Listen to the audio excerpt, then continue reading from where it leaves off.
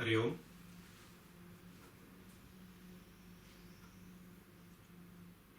Gently close your eyes. Your fingers interlaced and placed in front. Your head, your back, and neck is erect.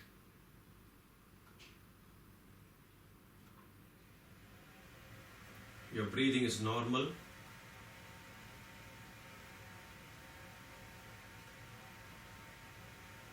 Gently relax all parts of your body. Mentally, starting from your tip of your toes till the top of your head.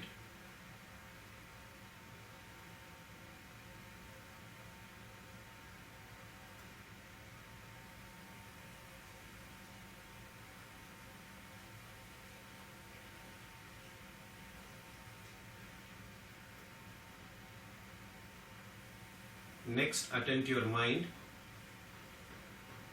If any thoughts come into your mind, gently dismiss them. And be aware of your breathing.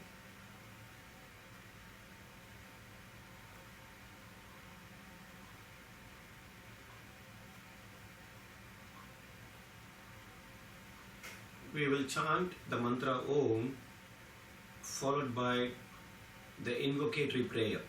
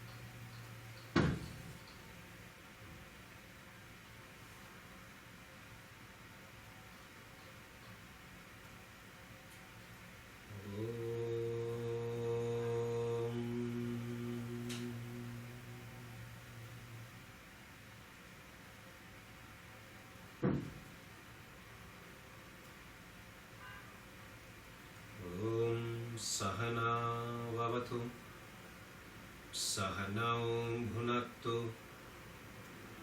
sahaviryam karavavahai,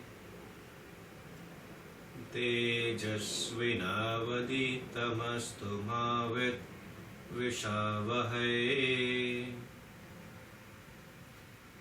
Om Shanti Shanti.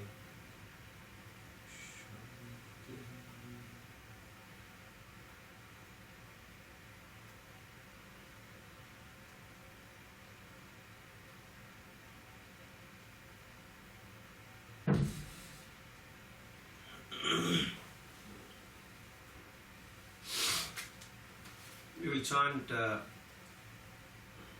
10 shlokas from the Bhagavad Gita, chapter 4, verses 31 till 40, please. Chapter 4, verses 31 till 40.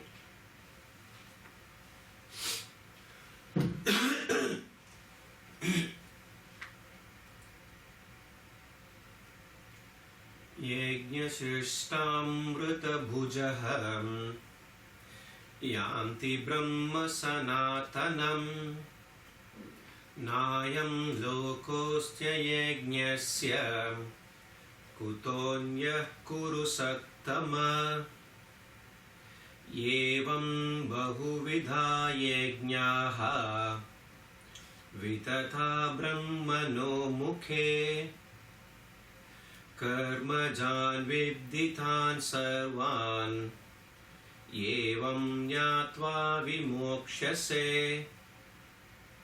श्रेयान् द्रव्यमयाद्यज्ञात् ज्ञानयज्ञः परन्तप सर्वं कर्माखिलं पार्थ ज्ञाने परिसमाप्यते तद्विद्धि प्रणिपातेन परिप्रश्नेन सेवया उपदेक्षन्ति ते ज्ञानं ज्ञानिनस्तत्त्वदर्शिनः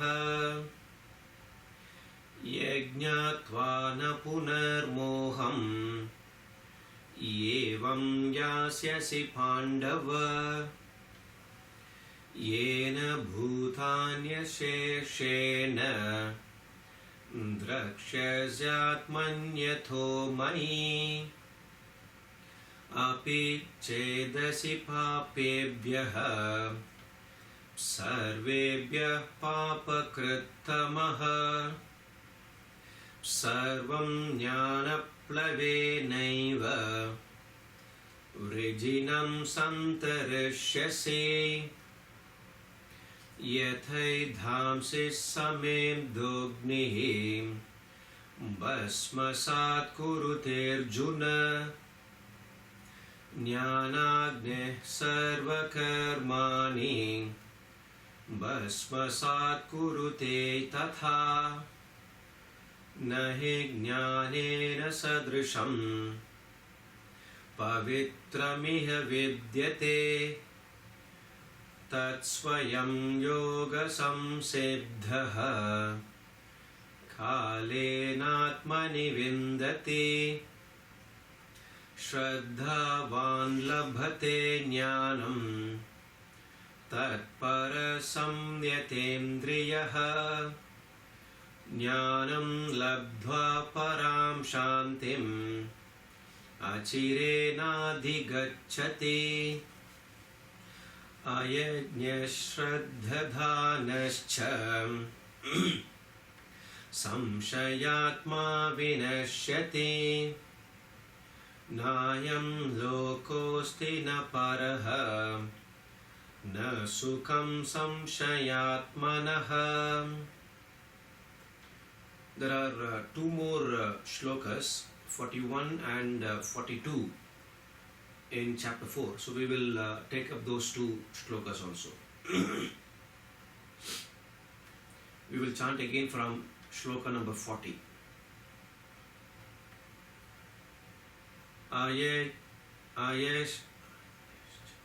Ayajñascha shraddhadanascha संशयात्मा विनश्यति नायं लोकोऽस्ति न परः न सुखं संशयात्मनः योगसंन्यस्तकर्माणं ज्ञानसंच्छिन्न संशयम् आत्मवन्तं न कर्माणि निबध्नन्ति धनञ्जय तस्मादज्ञानसम्भूतं हृस्तं ज्ञानासीनात्मनः चित्वैनं संशयं योगम् आतिष्ठोत्तिष्ठ Bharat.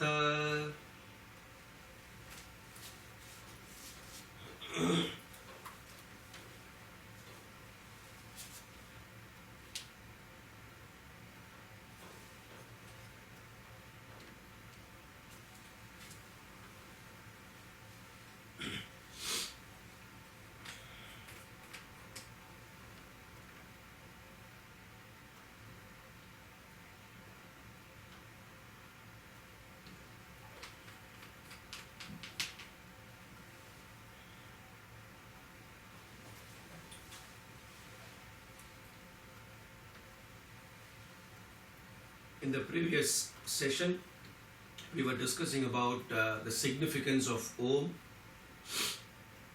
Hope the discussion was complete then.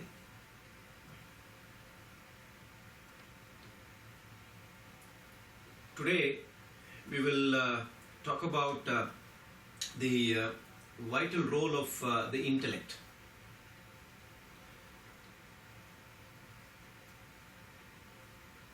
we will also discuss the difference between intelligence and intellect. The reason is we have taken up the complete discussion on the role of mind. So to sum up what we have discussed regarding mind and intellect, a little background is important here, necessary here. So a human being is a composite personality of Atman and matter. Atman is a Sanskrit term. It is translated here as God. Matter is your physical body, mind and intellect. We're talking about a human being. Earlier we have already discussed that the world is made up of objects and beings. Objects are those which do not have life. Beings are plants, animals and human. Since we are discussing the role of intellect here, you should understand, we all should understand that it is only the human being who possesses the faculty to think, intellect. Therefore, to understand about plants, animals and humans is important here. We just now said that a human being is constituted of physical body, mind and intellect.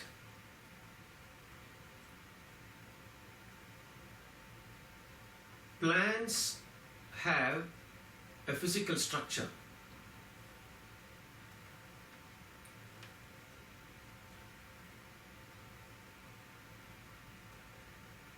The structure is dependent on the external world. They have got the roots,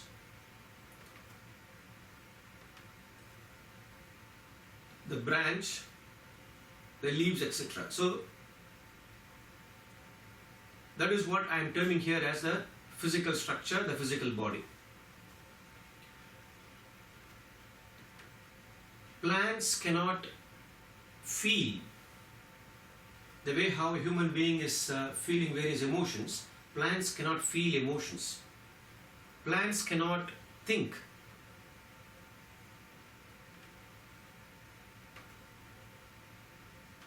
You will argue with me saying that there are plants like touch me not. The moment you touch, it shrinks. So for practical purposes, we are terming here as physical. Plants have physical structure, physical body, and they do not have feelings. They don't have likes and dislikes, and they cannot think. When I'm talking about likes and dislikes here, that's what the mind is basically. We have discussed about that mind in 3-4 sessions before.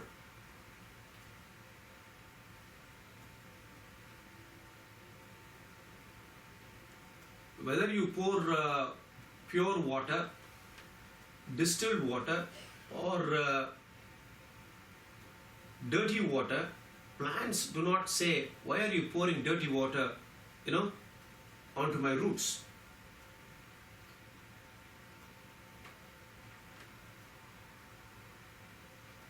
A human being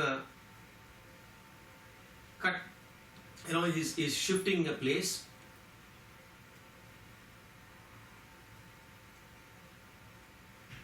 So you want to take that hibiscus plant, the place where you want to move.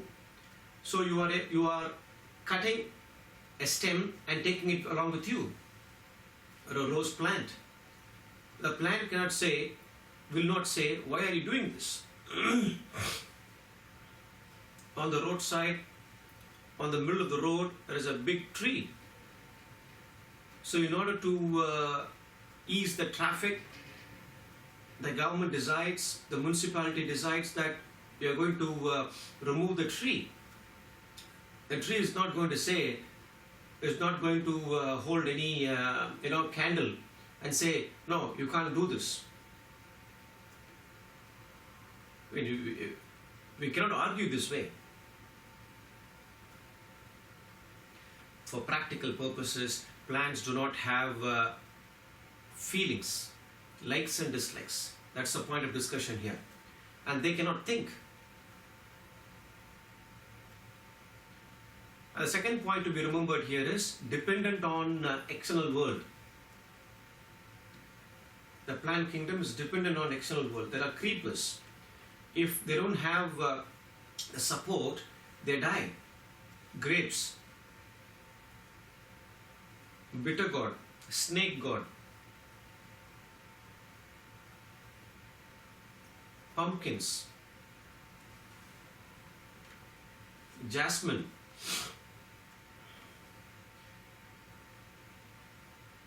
You are going out of station for a week. You have forgotten to remind your neighbor that you have to water the plants, your garden.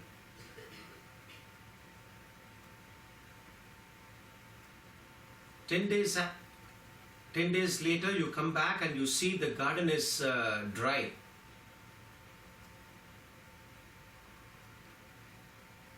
There is a pool of water nearby. Maybe you may have a small pond or something like that, a swimming pool.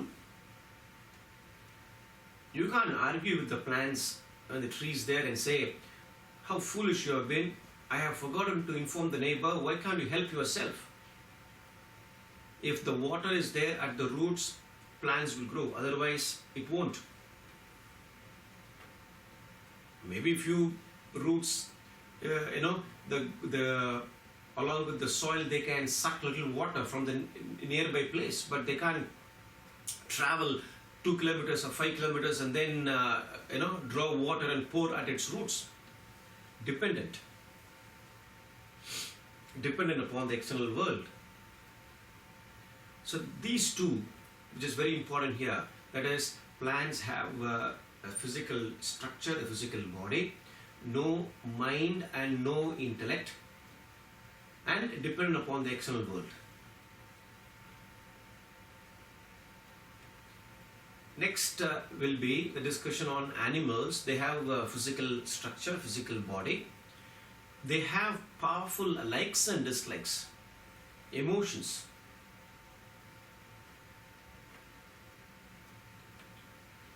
The pets at home, they have powerful likes and dislikes. You serve them a particular food and they are accustomed to that food, and you change it.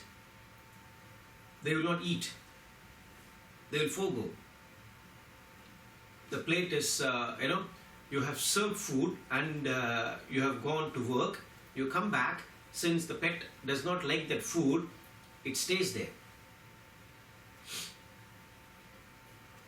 Like how human beings have powerful likes and dislikes, these pets also have powerful likes and dislikes. Even the carnivore, they also have very powerful likes and dislikes. They eat a particular food. Have you ever come across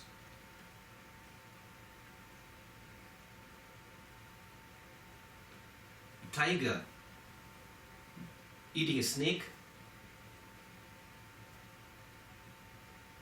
Tiger eating an elephant?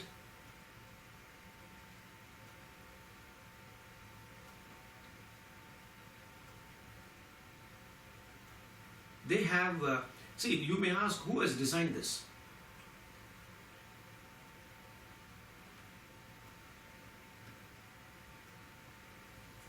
And this is what I'm terming here as, Providence has created them like that. So the likes and dislikes are very powerful.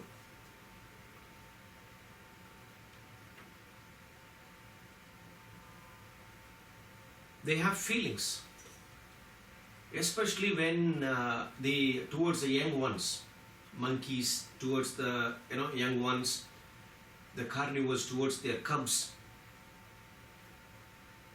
the kittens. But once they grow up, then there is no emotion there. In fact, they themselves will fight for food. But that particular stage of life, the initial stage of life, extremely, powerful emotion, strong emotion, bondage. Exactly same way how a human being exhibit that emotion, love, or sometimes anger. Few, because you can't say they are arrogant or they are animals are jealous. Animals are lusty. No, they're habits. When it comes to habits, their eating habits, their mating habits are all beautifully pre-programmed. And as again, the plants dependent upon external world, animals dependence upon external world is little less. But it's still dependent. In the sense, a tiger cannot become a vegetarian. Imagine the place where the tiger is living. No deer, no no zebras.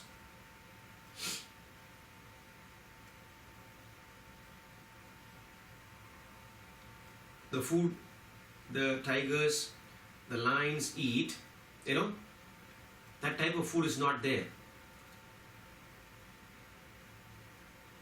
The other day I was reading a news in Bengaluru, that a leopard has entered a school. Luckily, I don't think any human being, died. You would have heard of a boy, a 12th standard boy going to Delhi Zoo, accidentally fell inside, whether it is a lion or the tigers, that particular location. And the boy was mauled.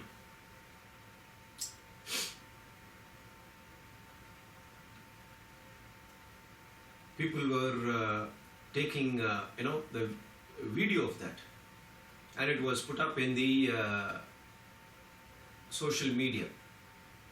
How gruesome it was, but leaving aside that emotion, the animal had a taste for that. Human blood or human being. What we are discussing here is emotions. The pet at home has a very powerful bondage for the master, towards the master. You are going out for a month. You come back. You cannot take the pet along with you wherever you have been. And when you come back, how you are expressing your emotions, the same way how the pet is reciprocating it.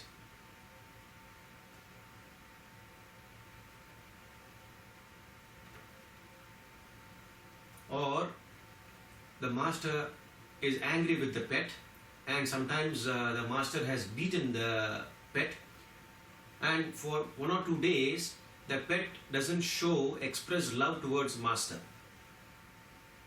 Is it not? I'm sure you would have experienced this.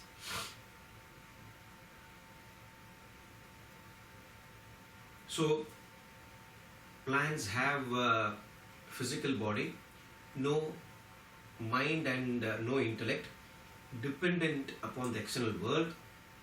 Animals have physical body and mind, and do they think? Do they possess the intellect? An animal is able to differentiate between food and dirt,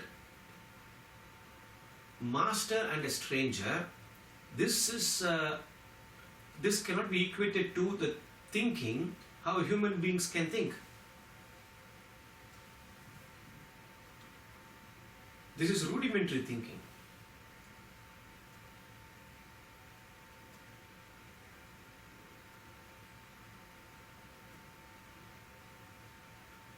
We discussed saying that carnivore has a particular taste, liking towards a particular, food. Why is it that a tiger does not eat a python?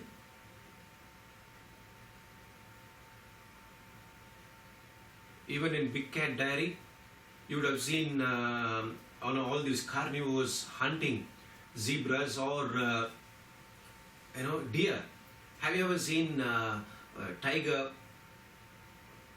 eating, attacking a crocodile?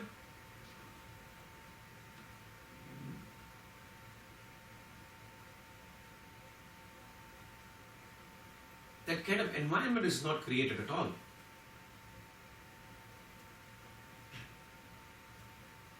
But this basic thinking here cannot be equated to, the different discrimination between food and dirt.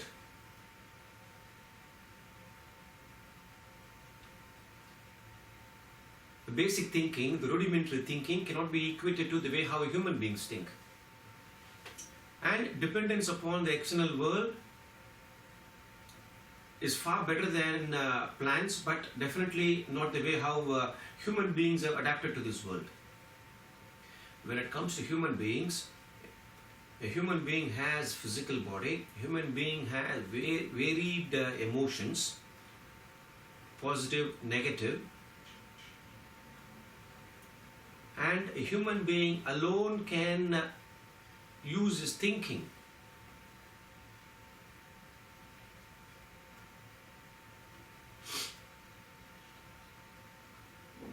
Here, we would like to bring in the gross intellect and the subtle intellect.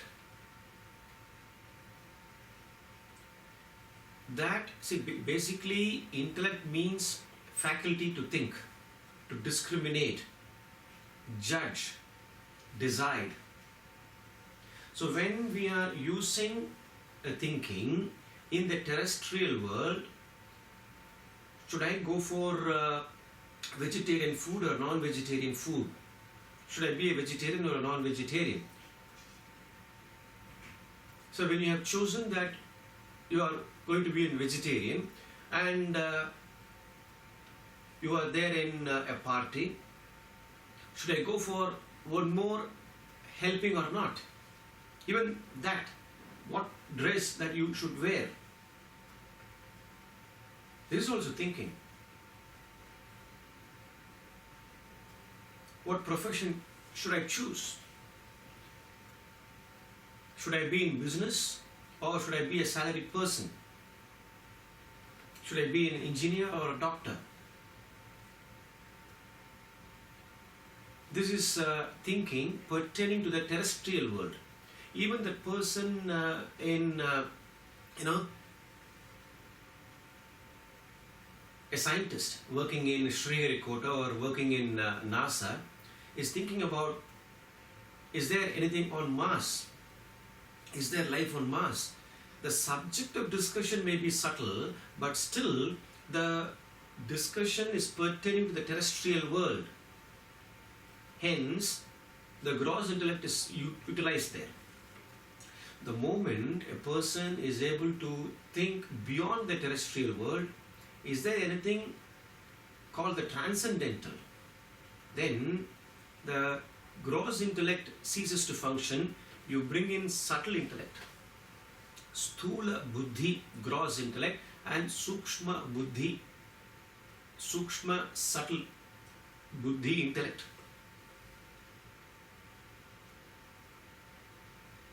Discriminate between that which is permanent, that which is ephemeral, passing,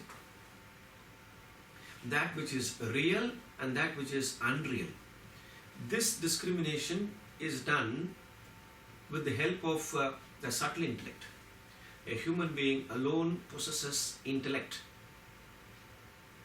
Whether he or she uses or not, that depends upon the individual there. But he or she possesses it. And that is what we are discussing here, the vital role of intellect. Therefore, in the beginning, we started the discussion saying that the difference between intelligence and intellect. So far, we have discussed that human being alone possesses intellect, and this intellect should not be misinterpreted with intelligence. Intelligence is a person possessing information on a particular subject. It can be any field of activity in the terrestrial world, including the subject of Vedanta. A person is well versed in Sanskrit. A person is well versed in, all the shlokas. He is able to chant the Upanishads fluently, the Bhagavad Gita. Give excellent lectures. A person possesses oratory skills.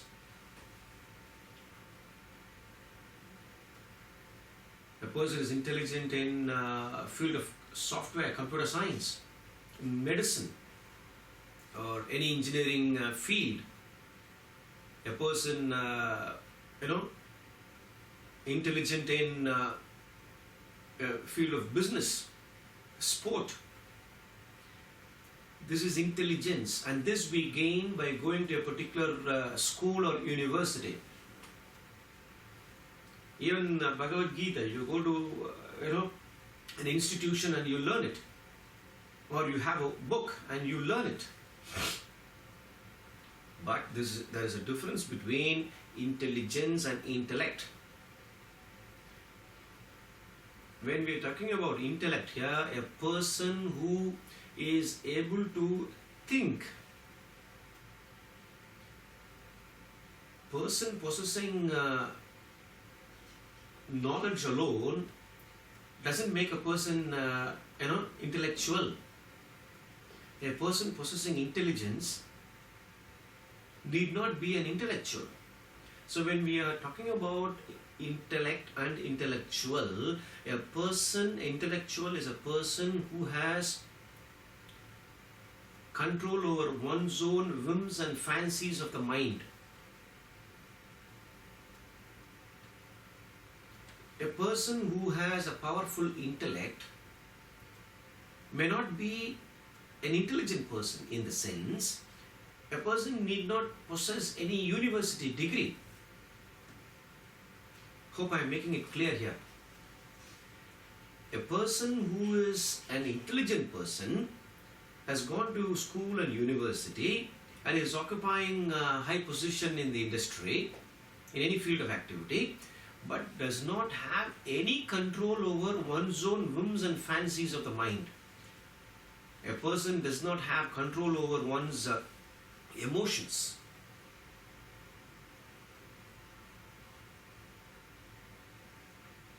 And this is what the difference here is. A person who is an intellectual has control over the likes and dislikes of the mind. A person who has control over one's own desires. A person who has control over one's own emotions. A person who has control over one's own worry and anxiety. A human being alone goes through this, problem of worry and anxiety. Plants and animals don't have this problem. A person who has complete control over one's own, stress.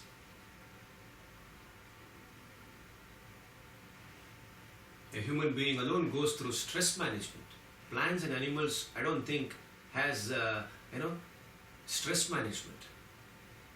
Have you ever come across animals sitting in, an open air theatre and the king of the jungle lion addressing on how to handle stress?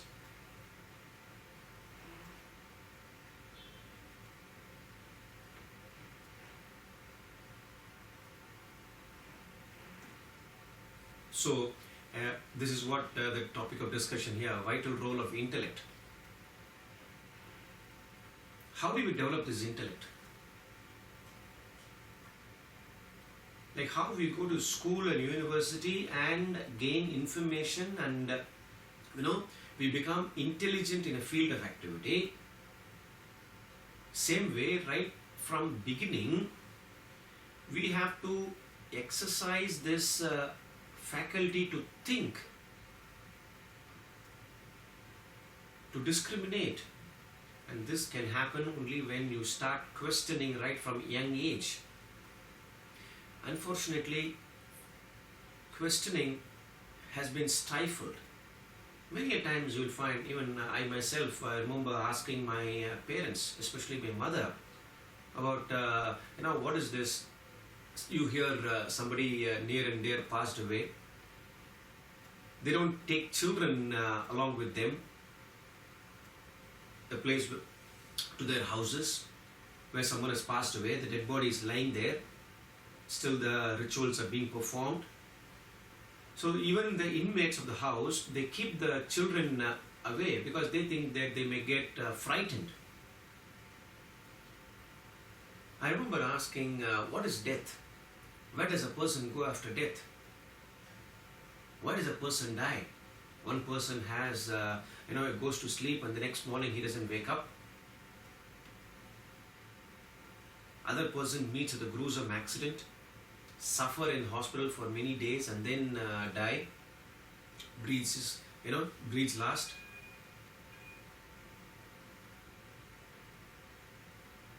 So all these basic fundamental questions, why does a person suffer, other person is happy, one person is rich, other person is poor. One dog, one pet is traveling in Lexus, BMW. Other dog is there in the street going through cold wave and heat wave. Who designs that? I don't think education institutions answer this. And when I asked my parents, they said there is time. You don't ask all these questions now when you are young. You can learn later. And that's when I went to Vedanta Academy, founded by my guru, Swami Parthasarathi, near Lonavala, near Bombay, the Vedanta Academy.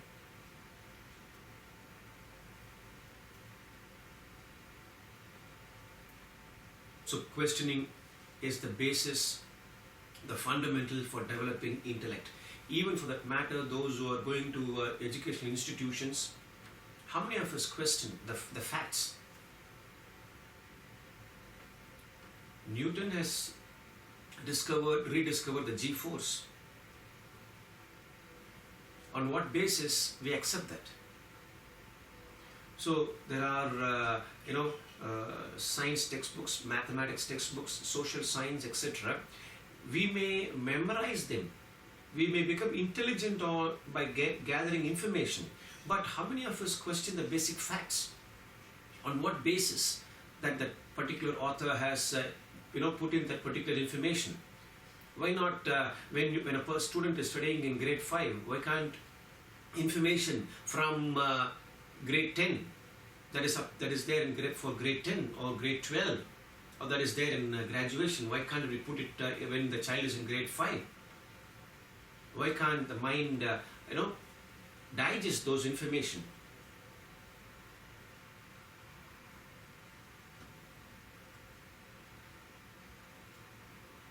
In what situation that particular experiment has been performed? Questioning the facts develops intellect. It is like exercising the physical body. All of us have muscles. All of us have strength. So when we start exercising the physical body, we get a lot of strength, physical strength. Same way when we use our mind, we become mentally strong. Exactly same way, friends, when we use our faculty to think, we become intellectually strong. Therefore, what is advised is, right from a young age, the art of questioning has to be developed. To sum up this particular session here, the vital role of intellect, A human being alone possesses the faculty to think, the intellect, and unlike plants and animals, human beings' dependence upon the external world. A person who is dependent upon the external world is unhappy here. So that's why we discussed about plants extremely dependent upon the external world, animals to a certain extent dependent upon the external world, and human being alone need not be dependent upon the external world.